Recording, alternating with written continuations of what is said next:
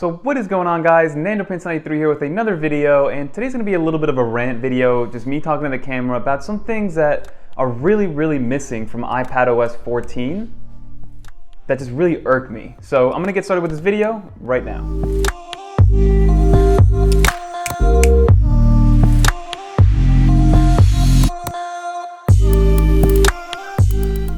So there's like 5 or 6 main things about iPadOS that just again, they irk me because I want to be able to use this for everything. Again, if I was just YouTubing, if YouTube was my full-time job and I was recording videos every day and editing them and just, writing emails back and forth and doing some documents and things like that, then this is totally fine. Like if you're a YouTube creator and you want to get started, get yourself an iPad. And it doesn't even have to be an iPad Pro, get yourself an iPad Air or an iPad 10.2 7th gen, because those can run LumaFusion and run them well. But sadly, for my 9-to-5 work, I still sometimes need this thing, right? This 2020 MacBook Air, which it does.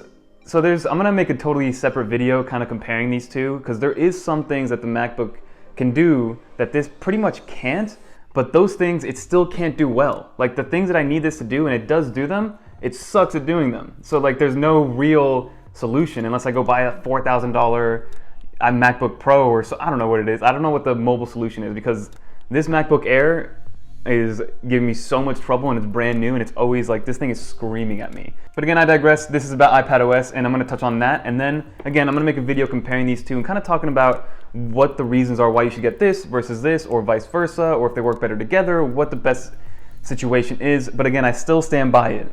iPad Pro is the way to go. I would buy an iPad Pro a million times before I bought this thing. The only reason I got this thing is because it does one thing that this iPad Pro can't do, and it can't do yet.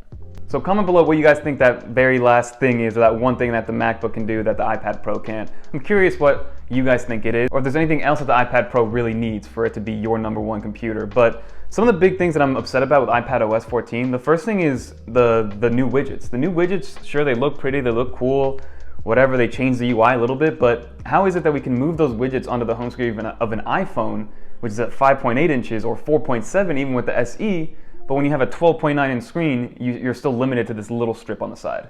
Like, that is mind-boggling. Let me customize my home screen, Apple. Like, I'm starting to get a little bit annoyed with how long they're making me wait for me to have the iPad Pro experience that I want. Another big one that a lot of people want, for me, of course, I would definitely welcome this update, but it's not a big detriment yet, is the fact that you can't work off an SSD yet. So for instance, with LumaFusion, I don't really use an SSD too much because I use just AirDrop and move it from phone to iPad, but let's say if I wanted to move something to an external hard drive first, or even if I had an SD card, you have to import that data into the iPad Pro first, and then you can work off of it, right? Which is very annoying, especially with LumaFusion. I know the Final Cut Pro on a Mac, you can work off an SSD, no problem. I want to be able to do that with my iPad Pro, so give me Thunderbolt 3, and then software-wise, give me the ability to do that. That way I can use faster transfer speeds when I'm using and working off an SSD, and also give me the ability to even do that. Another one that I personally like is low power mode. Low power mode has been on the iPhone for a very long time now, and it still hasn't come to the iPad Pro.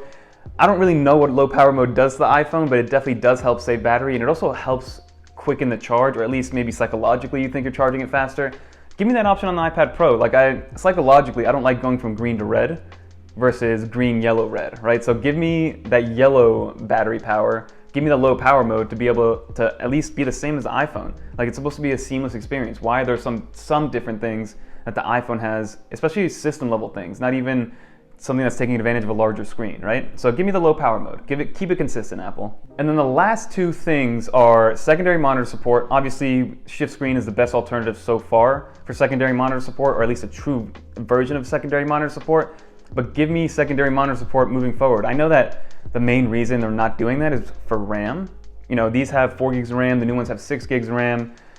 Maybe they're gonna release another one with 8 gigs of RAM. Who knows what they're gonna do, but I know that RAM is the biggest issue as to why Apple's holding back from such immense multitasking, right? Such free-form multitasking that we see on a MacBook. I mean, even the MacBook that I have has only 8 gigs of RAM.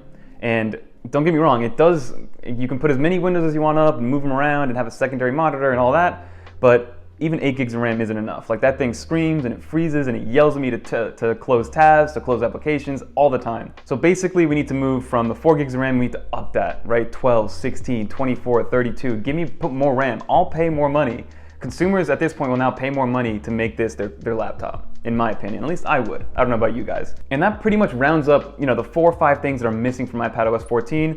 The widgets, although they're cool and new and they're fresh looking, the usability, the functionality is exactly the same as before, which I hate. Give me more functionality, let me put it wherever I want, right? Secondary monitor support is what everybody wants. Low power mode, just something specific that I kind of want. I don't know about you guys. Also, give me a calculator. Let's get a calculator in here so I can just go on the control center and just type in a basic equation that I need to do. I know that you can do it through the universal search and type in like a 2 minus 2, right? That gives you 0, but again, I'd rather just do it on the calculator.